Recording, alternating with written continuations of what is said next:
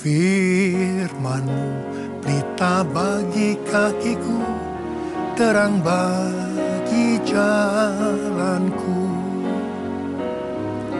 Firman-Mu pelita bagi kakiku, terang bagi jalanku.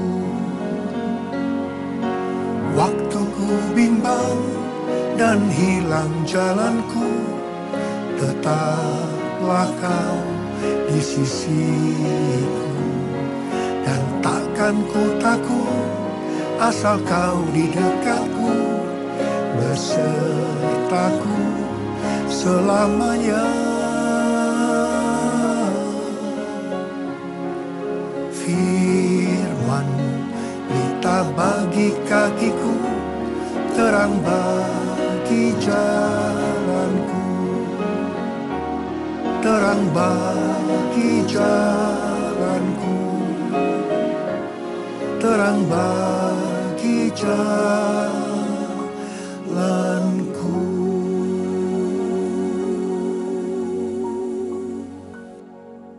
Shalom saudara-saudara yang dikasihi Tuhan.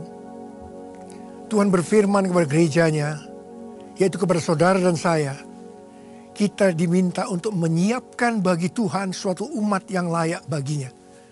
Berarti kita harus menjadi umat yang layak untuk menyambut kedatangan Tuhan untuk kali yang kedua. Apa yang dimaksudkan dengan umat yang layak? Umat yang layak itu adalah umat yang diselamatkan dan masuk surga. Apa yang Alkitab katakan tentang keselamatan? Efesus 2 ayat 8 dan 9 berkata, sebab karena kasih karunia kamu diselamatkan oleh iman.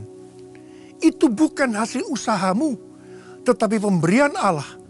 Itu bukan hasil pekerjaanmu. Jangan ada orang yang memegahkan diri.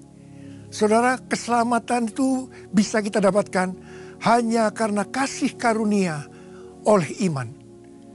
Jadi kalau ada di antara kita yang mau berbuat baik, berbuat amal untuk mendapatkan keselamatan, itu tidak akan mendapatkan. Mungkin ada yang bertapa, puasa, menyakiti diri sendiri untuk mendapatkan keselamatan, itu juga tidak akan mendapatkan. Karena keselamatan itu diberikan karena kasih karunia oleh iman. Jadi bagian Tuhan itu adalah kasih karunia. Dan kita meresponi dengan iman. Kalau kasih karunia Tuhan tidak kita responi dengan iman, maka keselamatan itu tidak akan terjadi. Kemudian kita teruskan sekarang, apa yang dimaksud dengan kasih karunia? Kasih karunia adalah kasih Allah yang diberikan kepada manusia bukan karena manusia layak menerimanya, tetapi karena keinginan Allah sendiri. Kasih Allah ini diberikan melalui Yesus Kristus kepada yang percaya kepadanya oleh karena Roh Kudus, sambil memberikan kemurahan, pengampunan, dan keinginan serta kemauan melakukan kehendak Allah. Seluruh kegiatan kehidupan Kristiani dari awal sampai akhir tergantung dari kasih karunia ini. Kemudian apa yang dimaksudkan dengan iman? Yang pertama, iman itu adalah percaya sungguh-sungguh kepada Yesus Kristus dan menerima Dia sebagai Tuhan dan Juru Selamat. Yang kedua, iman itu adalah pertobatan. Berbalik dari dosa dengan penyesalan yang mendalam dan berbalik kepada Tuhan Yesus Kristus.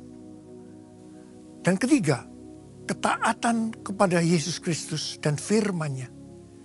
Dan yang keempat, pengabdian kepada Yesus Kristus. Artinya percaya, kasih, rasa syukur, dan kesetiaan. Proses keselamatan ada 3 tahap.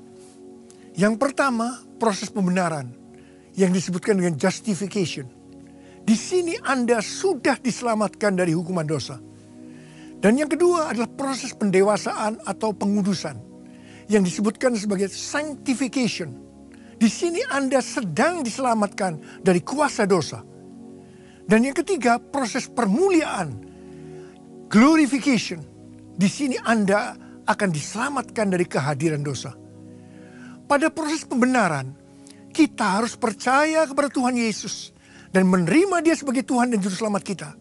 Dan kita bertobat dari segala dosa-dosa kita dan berbalik kepada Tuhan Yesus. Pada saat itu kita dilahirkan baru.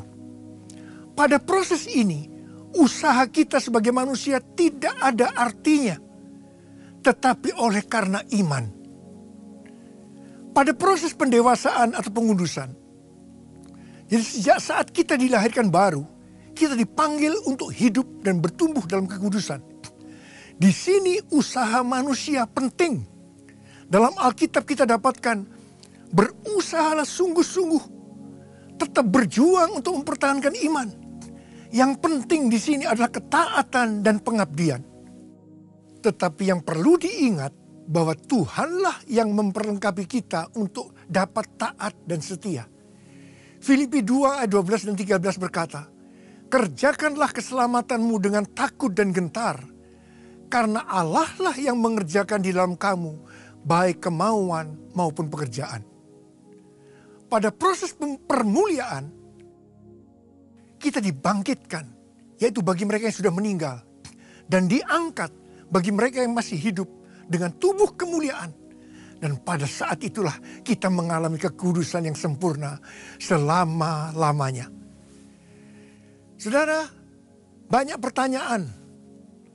Apakah keselamatan bagi orang yang telah dilahirkan baru itu bisa hilang? Jawabannya bisa. Sebab syarat untuk keselamatan adalah setia sampai akhir. Tinggal di dalam Dia sampai akhir. Jadi keselamatan itu bisa hilang kalau yang pertama murtad. Yang kedua, sengaja berbuat dosa meskipun tahu kebenaran. Tuhan Yesus mengatakan, yang tidak melakukan kehendak Bapa, yang tidak melipat gandakan talenta, hamba yang jahat, 5 gadis bodoh yang menjadi kambing di sebelah kirinya karena tidak melakukan sesuatu untuk saudaraku yang paling hina. Dan yang hati kita seperti semak duri, perumpamaan dari seorang penabur.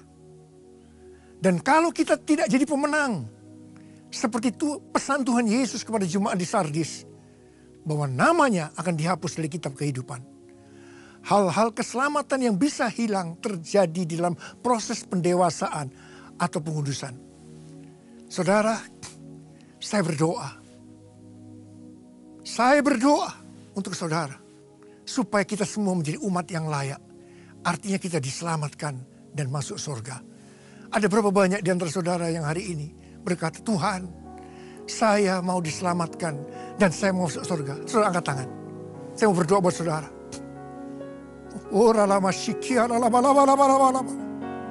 Bapak, firman-Mu sudah berbicara kepada kami, Tuhan. Mungkin kami selama ini terombang-ambing dengan pengertian tentang keselamatan. Tetapi hari ini Tuhan, Engkau dengan jelas berbicara kepada kami. Firman-Mu adalah pelita bagi kaki kami, untuk kami melangkah. Hamba berdoa buat anak-anak-Mu yang angkat tangan saat ini. Mereka sudah diselamatkan dan mereka siap untuk masuk ke surga. Waktunya sudah tidak lama lagi ya Aba. Engkau segera datang untuk kali yang kedua, menjemput kami. Dalam nama Yesus. Dalam nama Yesus. Amin.